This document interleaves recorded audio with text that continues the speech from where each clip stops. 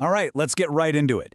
Today, we're breaking down a really important Supreme Court case. And this one, it gets right to the very heart of arbitration and the limits of judicial power in Ghana.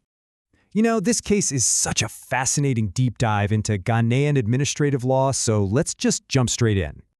So what's this whole legal battle really about? Well, it boils down to one big question. And it seems simple on the surface.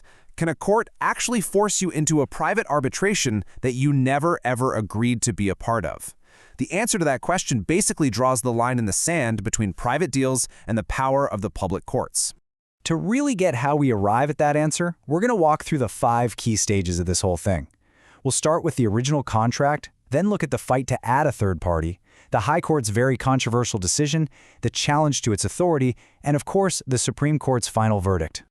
Okay, first things first. Let's set the stage and talk about the original contract and the agreement to arbitrate. So the business deal itself was pretty straightforward. You had A.J. Fange, who had a contract with West Africa Quarries Limited, we'll just call them WAQL, for limestone mining.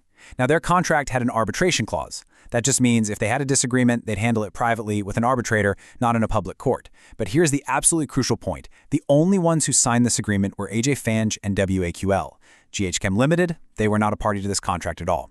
They were a non-signatory. Remember that. Okay, let's move on to the next phase, which is where things start to get really interesting. This is all about the attempt to bring in that third party. So, a dispute pops up, and just like they agreed, A.J. Fange takes WAQL to arbitration.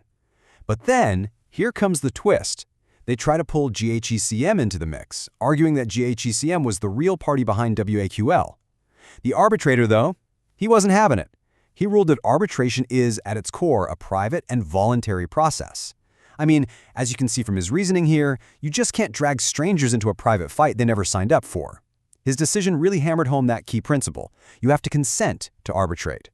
But you know, the story doesn't end there. Not even close, because A.J. Fange, unhappy with that decision, took the whole thing to the High Court. And this, right here, is where a crucial line gets crossed. Let's just trace this wild journey for a second. The arbitration starts between the two original parties. The arbitrator says, nope, GHECM can't be joined. So A.J. Fange runs to the High Court, which then does a complete 180, reverses the arbitrator, and forces GHECM into the arbitration. This move left GHECM with really only one option: go to the Supreme Court and ask them to completely squash the High Court's decision. Now, the legal doorway A.J. Fange used to get the High Court involved was Section 40 of the ADR Act. And this is where the real problem starts. You see, this section is very specific.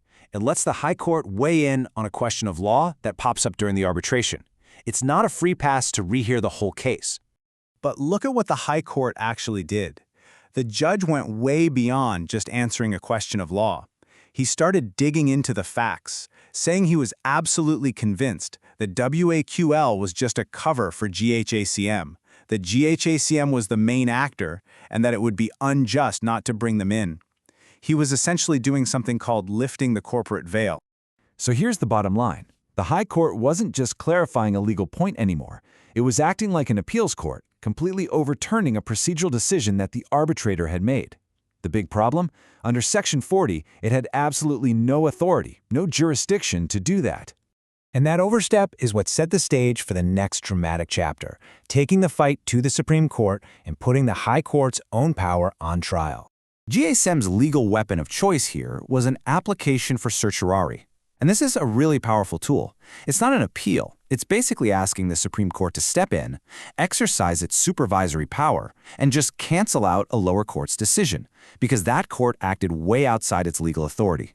So GHECM's argument was laser-focused on 2 key points. First, the High Court just went way beyond the limited power it was given under Section 40. And second, forcing a company that never signed an arbitration agreement into one, well, that's such a basic, fundamental mistake that it's what lawyers call a patent error of law.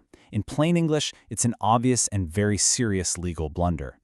And that all brings us to the climax of the story, the Supreme Court's final, decisive word on the matter, a word that basically redrew the boundaries between the courts and private arbitrations. The Supreme Court, with Justice Dotse writing the ruling, went right back to the basics. And this quote really says it all. Arbitration is voluntary. It's all about consent.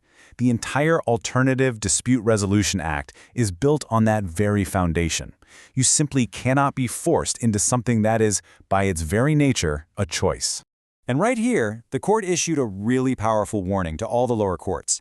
It said the courts need to be incredibly slow and cautious about interfering with arbitration, because if they aren't, they risk completely undermining the whole system and basically whittling away the power of arbitrators.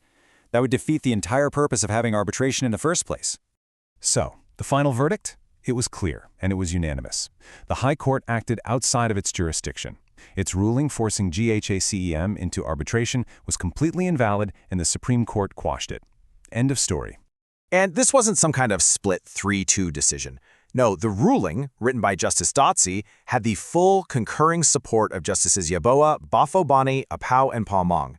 That kind of unanimity sends a very, very strong message about how important these legal principles are.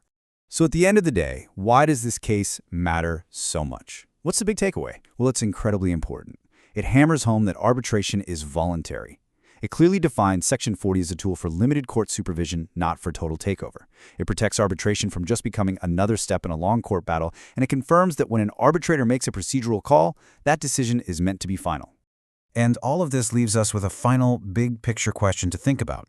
We all want the courts to ensure justice is served, right?